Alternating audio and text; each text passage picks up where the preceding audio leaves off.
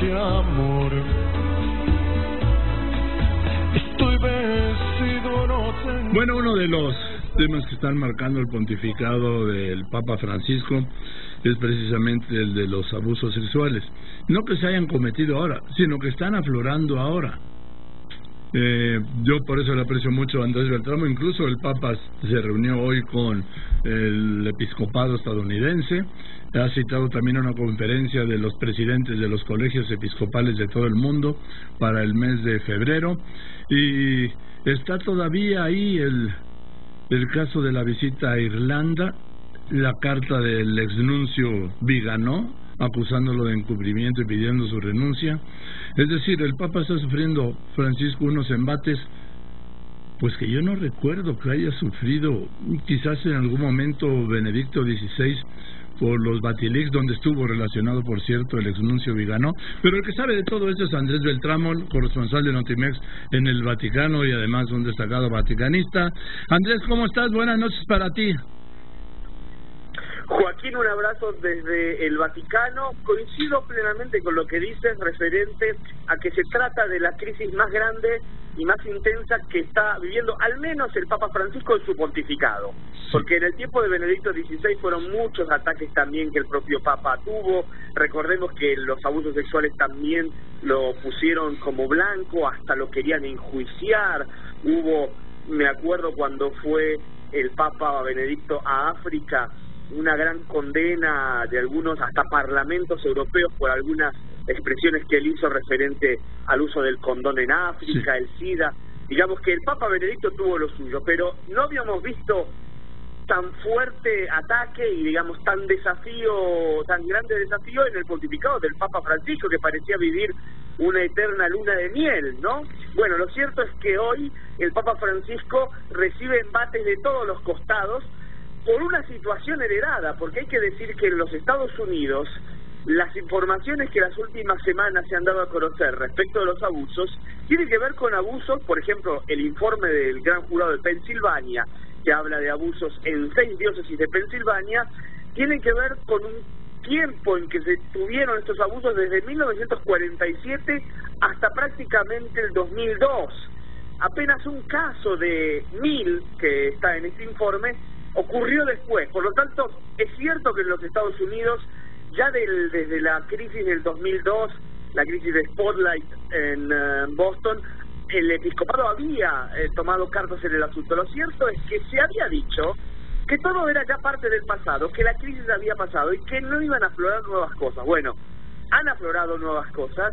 Apenas esta semana en Alemania se dio a conocer un informe más desgarrador que ese de Pensilvania, con 3.700 casos, también en un arco de 70 años, y que es producto, digamos, de una investigación independiente. Y ahora el Papa recibe hoy a la cúpula del episcopado de Estados Unidos para abondar este caso, para abondar el caso del cardenal McCarrick, que durante mucho tiempo estuvo, y hoy se sabe que todo el mundo sabía que cometía abusos, sin embargo se le permitió ser uno de los cardenales más destacados de los Estados Unidos hasta pocos años atrás, y que ha tenido de alguna manera como centro también acusaciones al Papa. Y ahora el Papa, ante la crítica tan intensa que se ha dado y ante la polémica que también en el Vaticano aflora cada día, también por el caso Chile, donde hay 6 obispos investigados, indagados,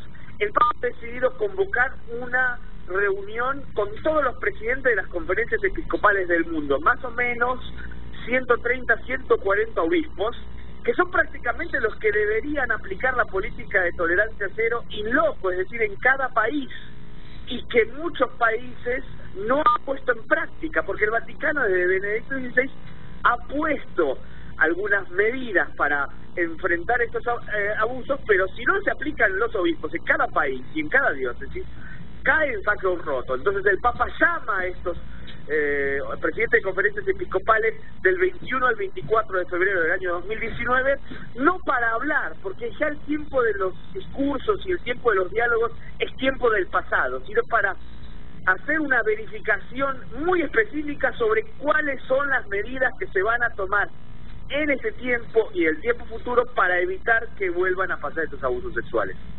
Así es, incluso la fiscal de Nueva York ayer citó a 8 diócesis, de la fiscal general de Nueva York, citó 8 diócesis del estado de Nueva York como parte de una investigación de pederastia eclesial.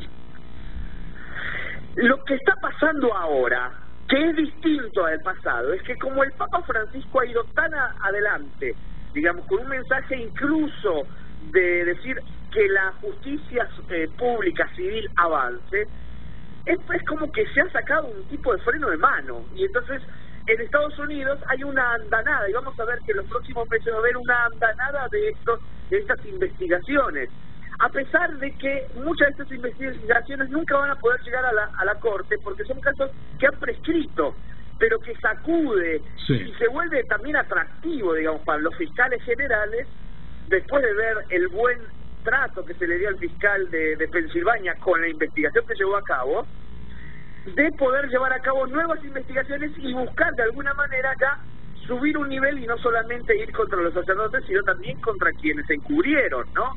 Eso mismo está ocurriendo en Chile, porque hoy mismo, hoy jueves, el fiscal de la Nación en Chile ordenó 4, digamos, allanamientos, cateos que se llama, ¿no? Sí. Es decir, irrupciones en 4 sedes de 4 diócesis de Chile para sacar información, y hay 6 obispos indagados. Por lo tanto, hoy nos estamos enfrentando ya no a la Iglesia pidiendo perdón, sino también a la Iglesia que en cada país está afrontando la justicia, y vamos a ver qué sale de esto, pero seguramente hay un cambio, hay un parteaguas, y por eso el Papa ha querido convocar también a todos los obispos del mundo para que se afronte cuanto antes este problema y no sea la justicia civil la que tenga que ir por las diócesis y por los obispos para castigar años y años que se mantuvo el secreto de estos abusos, ¿no? Y tú debes tener la información de lo que dio a conocer hoy la sala estampa, la sala de prensa, del contenido de del encuentro que estuvo el Papa con los jesuitas en Dublín. Sí, efectivamente, el Papa en Dublín el 25 de agosto, cuando fue su visita apostólica, como suele ocurrir, el Papa se reúne con los jesuitas de cada lugar. Y el Papa venía, fue la tarde de ese sábado, venía de una inmediata anterior reunión con 8 víctimas de abusos sexuales, por lo tanto inmediatamente habló, y de hecho aquí se dio a conocer el contenido del diálogo del Papa, y el Papa dijo: hay que acabar de una vez con esta historia, dice, pero no acabar de una vez como pasar página y listo, no, hay que ir a fondo, hay que dar reparación, hay que acoger a las víctimas y evitar que esto se repita, digamos. Por eso todo lleva a pensar que hemos dado una vuelta de tuerca en estas crisis, que ya no basta el encuentro del Papa con las víctimas, y ya no basta el consuelo, y que es necesario que en cada país se vaya a fondo para terminar y definitivamente acabar, o al menos que la Iglesia sea muy clara, porque siempre se puede colar un loco, ¿no? Una persona desquiciada en las instituciones, en la Iglesia, en las escuelas, en los campos deportivos. Lo importante es que la institución actúe inmediatamente y ponga freno en cada lugar y no termina siendo cómplice, como el mismo Papa ha reconocido también hace poco, ¿no? Bien, Andrés, pues le seguiremos dando el seguimiento a porque yo lo que alcanzo a ver es que es gravísimo lo que ha pasado, vamos, es inaceptable, es rechazable, es condenable, es criminal esto de los abusos. Pero también siento que quienes se han alineado contra Francisco lo están exacerbando porque quieren que Francisco se vaya. Efectivamente, es que es así.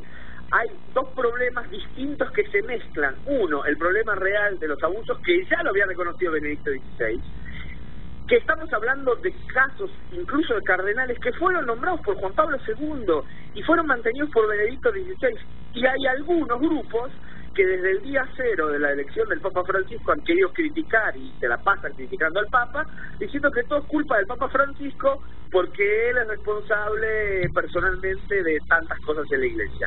Es verdad que el Vaticano va a dar réplica a alguna de las críticas que se han dado, porque se ha dicho que el Papa específicamente y de manera muy concreta ha encubierto a un cardenal. El Vaticano pronto va a responder a esta situación.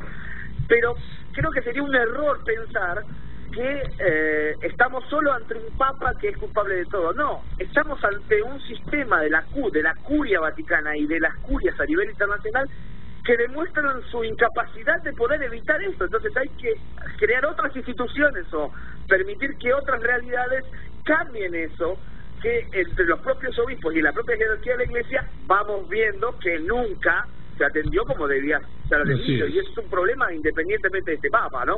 Así es. En fin, querido Andrés, seguimos como todos los días en contacto. Te mando un abrazo y gracias por este análisis. Que estés muy bien. Buenas noches. Gracias, un abrazo grande desde Roma.